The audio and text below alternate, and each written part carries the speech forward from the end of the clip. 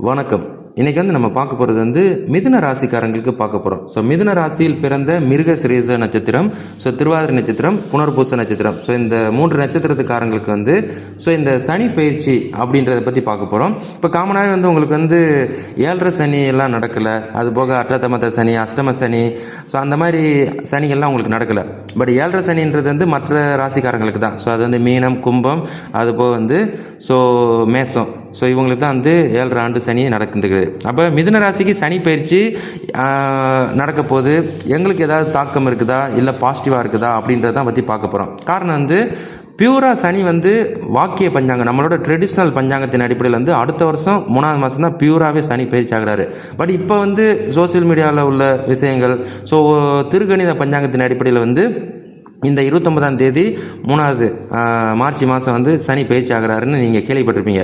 அப்போ இதுக்கு சனி பயிற்சி ஆகிறது நமக்கு ஏதாவது பலன்கள் இருக்குதா அப்படின்னு என்ற ஒரு சிலருக்கு மட்டும். ஏன்னா திருக்கணித பஞ்சாங்கம் இது ஒரு சிலபஸ்லேயே 2வது சிலபஸ் தான். ஸோ மற்றபடி பியூராக அடுத்த வருஷம் 3ஆவது மாதம் தான் சனி பயிற்சி ஆகிறாரு. பட் இருந்தாலும் இந்த திருக்கணித பஞ்சாங்கத்துக்கு ஒரு சிலருக்கு இந்த சனி வேலை செய்யுது அப்படின்னு வச்சுக்கோங்களேன். அதில் நீங்களும் ஒரு ஆளாக இருக்கிறீங்கன்னு வச்சுக்கோங்களேன். உங்களுக்கு இந்த சனி பயிற்சி இது சாதகமாக இருக்குது அப்படின்றத நம்ம நினைவில் வச்சுக்கலாம். சரிங்களா?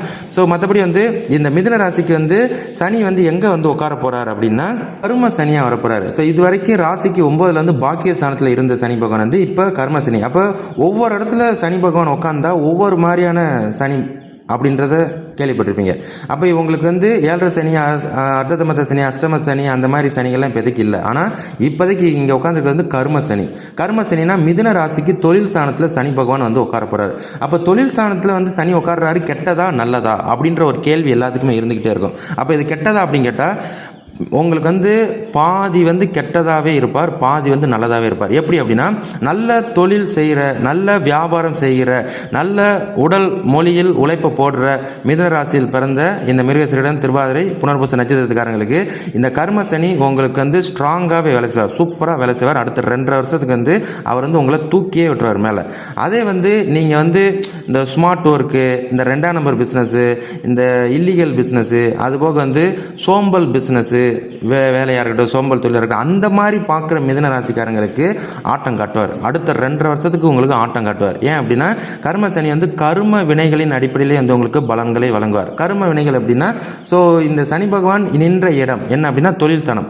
அப்போ தொழில் ஸ்தானத்தில் இப்போ நம்மளே பார்த்துருப்போம். நம்ம ஒரு ஆர்கனைசேஷனில், கம்பெனியில், இல்லை நம்ம சுய தொழில் வேலை செஞ்சால் கூட ஸோ ஒரு 4 பேர் நல்லா வேலை செய்கிற மாதிரி இருக்கும், 4 பேர் கொஞ்சம் முரண்பாடாக இருக்கிற மாதிரி இருக்கும். அந்த முரண்பாடாக இருக்கிறவங்கள தான் அப்பப்போ அவமானப்படுறது, சேலரி இன்க்ரிமெண்ட் ஆகிறது இல்லை, ஸோ அவங்களுக்கு டீகுவாலிஃபிகேஷன் ஆகுறது, இதெல்லாம் பார்த்துருப்போம். ஸோ அந்த மாதிரி நம்மளும் இருந்தோம் அப்படின்னா, மிதுனராசியில் பிறந்த நம்மளும் இருந்தோம் அப்படின்னா அதுக்குரிய பலாபல பலன்களை அவர் தருவார். பலாபல பலன்கள்னால் நல்ல பலன்களையும் தருவார், கெட்ட பலன்களையும் தருவார். ஸோ நல்லா தான் இருக்குதுன்னு ஜோதிட சாஸ்திரங்கள், ஜோதிடர்கள்லாம் மாறி மாறி வளைச்சு சொல்கிறாங்க.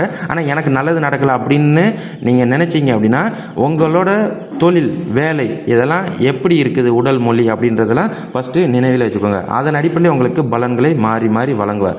அப்போ சனி என்னென்ன பண்ணுவார் அப்படின்ற ஒரு கேள்வி இருந்துச்சு அப்படின்னா, இப்போ நீங்கள் தொழில் சார்ந்த முயற்சிகளில் இருக்கிறீங்க. தொழில்னால் இப்போ நீங்கள் ஒரு புதிய தொழில் பண்ணலான் இருக்கிறீங்க, புதுசாக ஸ்டார்ட் பண்ணலாம், இல்லை புதிய ஒரு வேலைக்கு போகலான் இருக்கிறீங்கன்னா அந்த இதில் ஒரு முன்னேற்றத்தை உங்களுக்கு ஏற்படுத்துவார். ஸோ உங்களுக்கு ஃபஸ்ட்டு மறுபடியும் ஃபஸ்ட்லேருந்து ஆரம்பிக்க வைப்பார். இப்போ ஃபஸ்ட்லேருந்துனா இது வரைக்கும் ஒரு இடத்துல வேலை செஞ்சீங்க, இதுக்கப்புறம் ஒரு இடத்துக்கு வேலைக்கு போகிறீங்க, உங்களை ஆரம்பிக்க விடுவார். அப்போ நல்ல ஒரு வேலை வாங்கி கொடுப்பாரு, நல்ல ஒரு சேலரியெல்லாம் உங்களுக்கு ஏற்படுத்தி கொடுப்பார். பட் அதில் நீங்கள் எப்படி பர்ஃபார்மன்ஸ் பண்ணுறீங்கன்றதை பொறுத்தே உங்களுக்கு பலன்களை கொடுப்பார். இதை நினைவிலே வச்சுக்கோங்க. அதுபோக இது வரைக்கும் உங்களுக்கு தடங்களாக இருந்து வந்த, ஸோ அது எதிரிகள் தொல்லையாக இருக்கலாம், இல்லை உங்களை சுற்றி உள்ள நெகட்டிவ் வைப்ஸாக இருக்கலாம், அதிலெல்லாம் இருந்து உங்களை ரிலீவர் பண்ணுவார். ஸோ அதனால் அவங்க எப்படின்னா இது வரைக்கும் எனக்கு ஒரு டஃப்பாக தொழில் ஸ்தானத்தில் முன்ன விட்டு பின்னாடி பேசுகிறாங்க, இது பண்ணுறாங்க, பொறாமப்படுறாங்க, நான் மேலே ஏற அப்படின்றவங்களுக்கெல்லாம் ஒரு ரிலீவர் கொடுப்பார். ஸோ அவங்களெல்லாம் உங்களை தடுத்து உங்களை விட்டு வெளியேற்றி விடுவார். மற்றபடி உங்களுக்கு ஸோ திறமை, ஸோ இப்போ 10ஆம் இடத்துலேருந்து சனி வந்துட்டாலே இது வரைக்கும் மிதுன ராசிக்காரங்க இப்படி இருந்து இருந்தாங்க, இதுக்கப்புறம் இவங்களோட தொழில் தன்மையை சூப்பராக இருக்குது அப்படின்ற மாதிரி உங்களை வந்து அப்கிரேடு பேர் வாங்குறதுக்குரிய அம்சத்தை இவர் ஏற்படுத்துவார். அது வந்து நல்லா ஹார்ட் ஒர்க் பண்ணுறவங்களுக்கு தான்.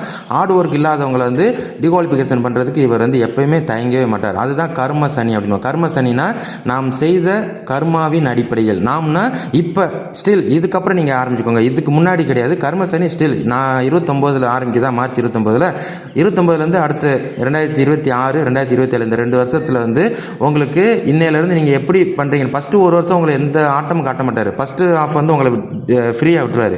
செகண்ட் ஹாஃபில் தான் நீங்கள் இந்த ஒரு வருஷத்தில் எப்படி இருந்தீங்கன்றதை பொறுத்து உங்களுக்கு செகண்ட் ஹாஃபில் பலன்கள் மாறி மாறி வழங்கும். அதனால் வந்து அடுத்த 2 வருஷம் நீங்கள் கண்ணும் கருத்துமாக கட் அண்ட் ரைட்டாக எந்த தொழில் ஸ்தானத்தில் இருந்தாலும் தொழிலில் கரெக்டாக பயணிப்பது நல்லது.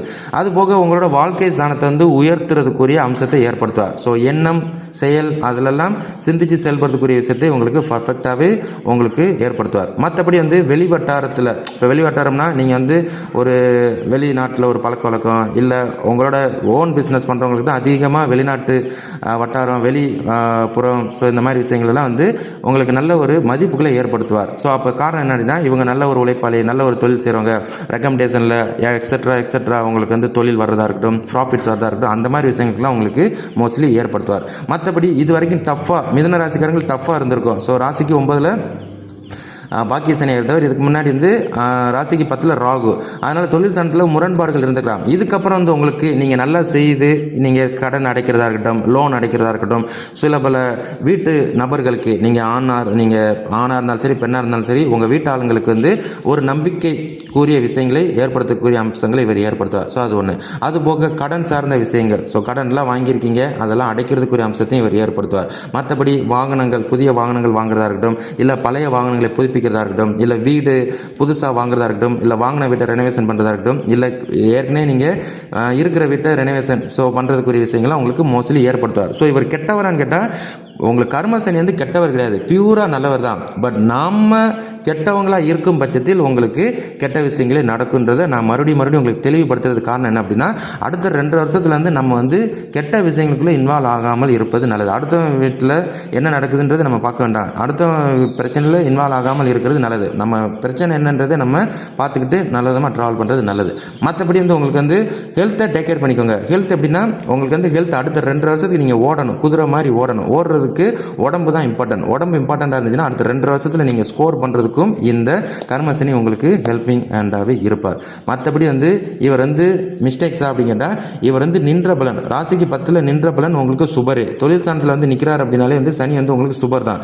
பட் வந்து நீங்கள் இந்த 2 வருஷத்தை உங்களுக்கு சாதமாக கரெக்டாக பயன்படுத்திட்டீங்கன்னா கண்டிப்பாக மேலே ஏறி வந்துகிட்டே இருப்பீங்க.